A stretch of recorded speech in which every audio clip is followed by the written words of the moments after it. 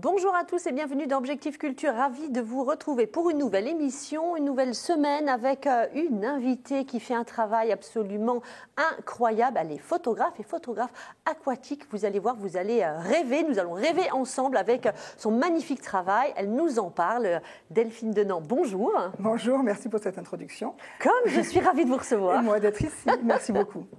Ce que vous faites, c'est magnifique, évidemment. Je le disais, vous êtes photographe aquatique, mais photographe également, parce que photographe pour des événements, pour tout en fin de compte. Hein. Exactement. À l'origine, vous êtes photographe. C'est ça, donc j'ai toujours été, ça fait 10 ans maintenant que je suis photographe. Oui. Très polyvalente. Oui. Je travaille auprès des particuliers et des entreprises. Oui. Et aujourd'hui, j'ai réduit mon activité auprès des particuliers pour la laisser exclusivement à l'aquatique. Parce que ça prend beaucoup de temps d'être partout en termes d'échanges, de communication, etc.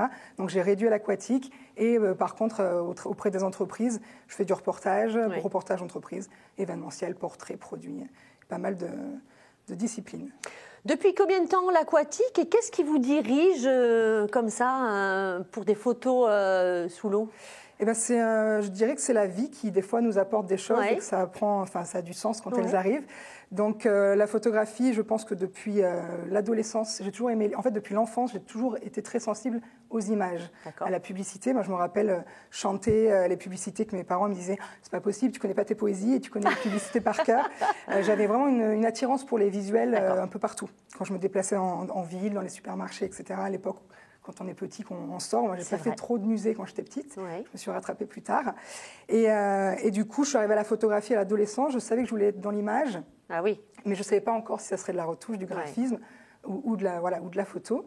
J'ai été passionnée. Donc, j'ai eu mes premiers appareils photo à l'âge de 15 ans.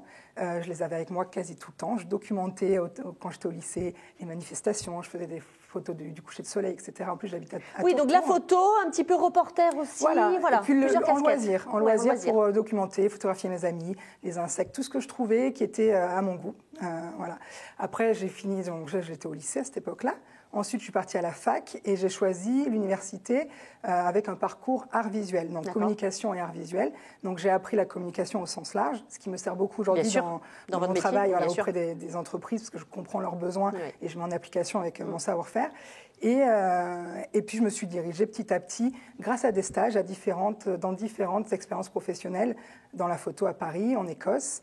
Et puis, je suis revenue ensuite, je suis retournée à Paris pour mon premier emploi à l'Aqua Boulevard, qui est un parc aquatique à Paris. Très bien connu, et j'étais photographe filmage. Donc, le photofilmage, c'est ce qu'on appelle les photos de portrait qu'on peut retrouver en station de ski, en plage. On appelle ça le photofilmage. Et c'est du portrait qu'on va tirer aux familles. Il faut savoir être très...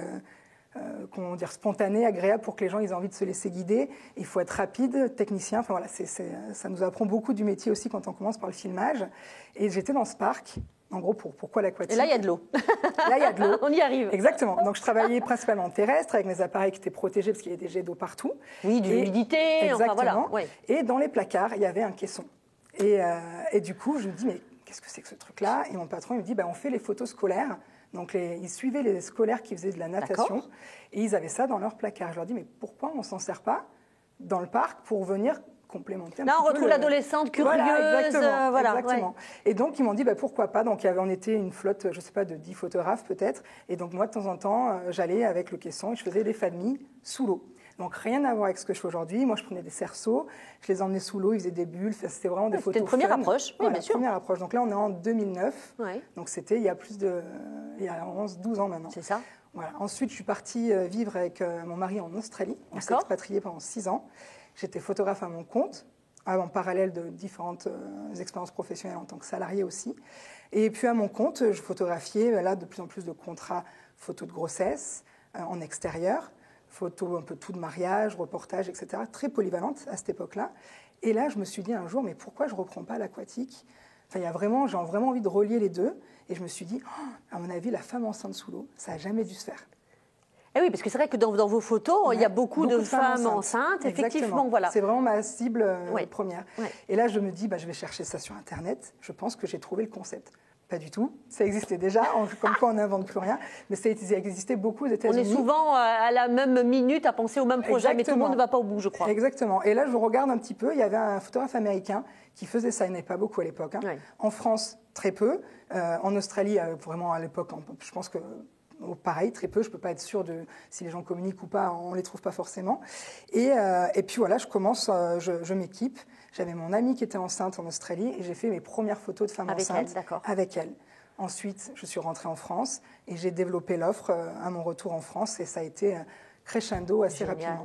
Ouais. Bon, alors après, vous êtes très très bonne photographe aussi parce que c'est vraiment d'une très belle qualité. Voilà, c'est bien de photographier les femmes enceintes sous l'eau. Alors, vous nous avez apporté voilà, le caisson, le fameux caisson. Hein, voilà. Donc ça, c'est un peu votre meilleur ami sous l'eau. Exactement. Donc, meilleur ami, en tout cas, il me passe beaucoup de son temps avec moi. C'est un caisson italien. Donc, c'est dans ce caisson que je rentre en fait mon appareil photo avec mon objectif.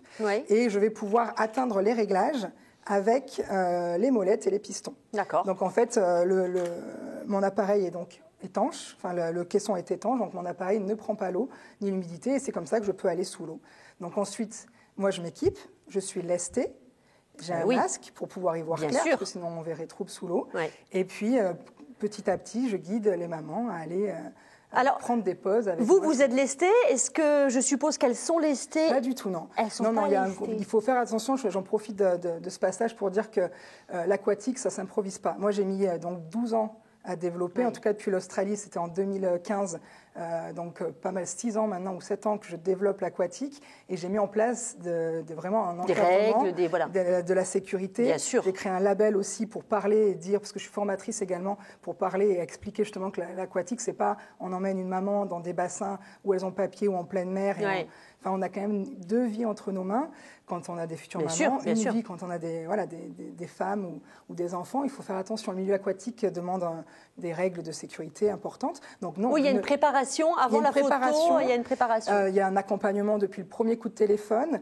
Je travaille dans des bassins où on a pied. Ça ne se voit pas sur les photos, mais je suis à 1m30, 1m40, 1m50. En fait, la maman a toujours pied. Donc en fait, elle prend sa pose et elle revient sur ses pieds. Ce qui permet aussi d'être dans le confort pour pouvoir échanger à chaque fois qu'elle a fait son petit plongeon et que je vais lui arranger, entre guillemets, un bras, une jambe, etc. Parce que c'est comme un travail de photographe en studio qui va pouvoir dire à sa femme enceinte, mets la main comme ça, le menton comme ci, sauf qu'il va lui parler en direct. Alors que moi, j'ai la difficulté d'attendre que la maman ou la femme remonte pour ensuite lui donner d'autres indications. Et c'est très compliqué parce qu'elle doit plonger, se souvenir de mettre le pied comme ça, la main comme ça, de ne pas boire la tasse, etc. Donc, oui, tout à fait, il y a un vrai travail. Il y a un vrai travail, c'est crescendo, petit à petit. Après, il y a une réalité, les gens qui viennent vers moi sont souvent des gens qui ont une bonne sensibilité au milieu aquatique, donc qui ont fait de la natation, qui ont fait la nage synchro, des apnéistes, des plongeurs. Oui, c'est quelque chose qui est réfléchi. Voilà, bien sûr. Mais pas que. J'ai quand même, je dirais, 10 à 20% de gens qui viennent me voir parce qu'ils trouvent ça très beau et qui ne sont pas plus que ça issus du milieu aquatique. C'est sûr, quand on voit vos photos, elles sont magnifiques. On a envie aussi de venir... Alors, elles sont tellement belles que vous avez participé à un concours photographique national. C'est ça. Les MPPF. Et oui, exactement. Et vous avez obtenu dans la catégorie donc nu et boudoir médaille d'or. Oui. Bravo Delphine. Merci On est très fiers. Et médaille d'argent, là c'était pour la catégorie maternité. C'est ça. Donc aux médailles de la photographie professionnelle française, c'était en 2020. Félicitations, j'imagine que vous êtes très très contente. Oui. Ça valorise votre travail. Exactement. C'est vraiment en fait une belle récompense. Exactement. C'est le résultat d'années de travail. Et puis en plus, je suis ravie parce que j'ai été médaillée dans les 2 catégories qui ont du sens. C'est-à-dire qu'en aquatique, je travaille principalement la femme enceinte et beaucoup le nu.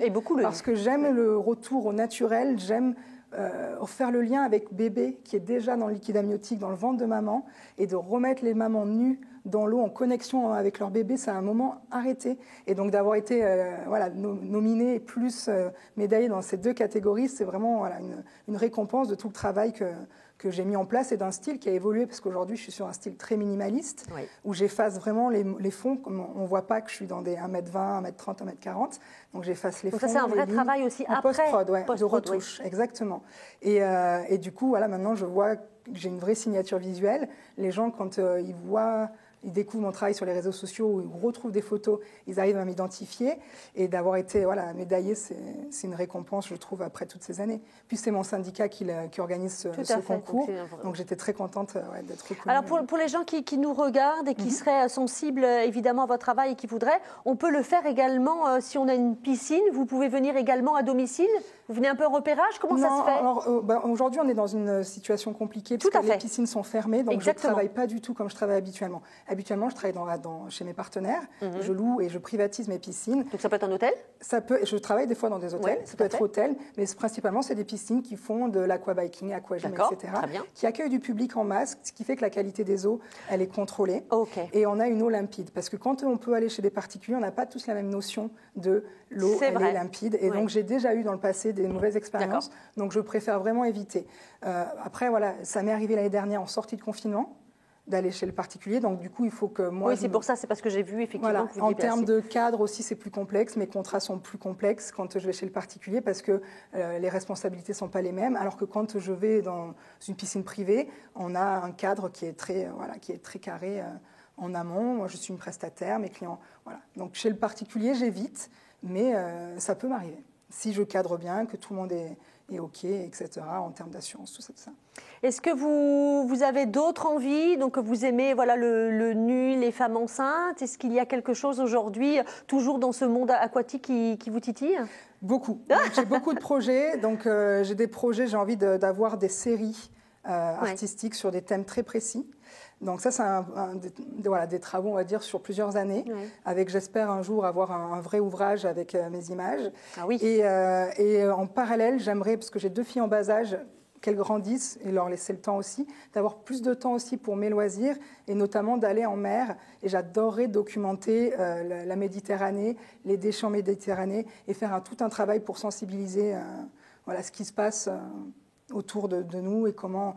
Enfin, je ne sais pas, essayer de rendre donc là, au-dessus de la mer, en dessous, toujours en dessous. Voilà, toujours en dessous. Et documenter ce qui s'y passe et ce qui ne me plaît pas et que j'aimerais qu'il change pour la mer et Vous êtes bien sous l'eau? Sous l'eau, je crois qu'on est tous bien. C'est votre élément. Et puis, je le précise souvent, je m'appelle Delphine. Tout à fait. Je suis poisson. Et je pense que l'eau, en fait, fait partie de moi depuis toujours. Mon premier sport, c'est la natation, que mes parents m'ont fait faire à l'époque. Et dans l'eau, je me suis bien. Et dans l'eau, on est tous bien. On est tous bien. On a notre rythme cardiaque qui ralentit. On se sent bien. Il y a de plus en plus d'activités autour de l'eau. On parle de sophrologie aquatique, de Watsu, Janzu. Il y a énormément d'activités et beaucoup de soins autour de l'eau qui sont en train d'évoluer depuis à peu près 5 à 10 ans, qu'on voit de plus en plus. Super. En tout cas, le milieu aquatique est en ce moment en difficulté, mais en bonne évolution. Bonne évolution. Ouais. En tout cas, bravo encore pour ces belles médailles et merci d'être venu sur le plateau d'Objectif Culture. C'était une très très belle rencontre pour nous. Vous étiez notre coup de cœur. Allez voir le travail de Delphine Denand sur les réseaux. C'est juste magnifique et bientôt le livre, on espère. J'espère aussi. Merci beaucoup pour l'accueil. À bientôt Delphine. Merci. Très très bon week-end à vous. Je vous embrasse très fort et je vous dis à la semaine prochaine.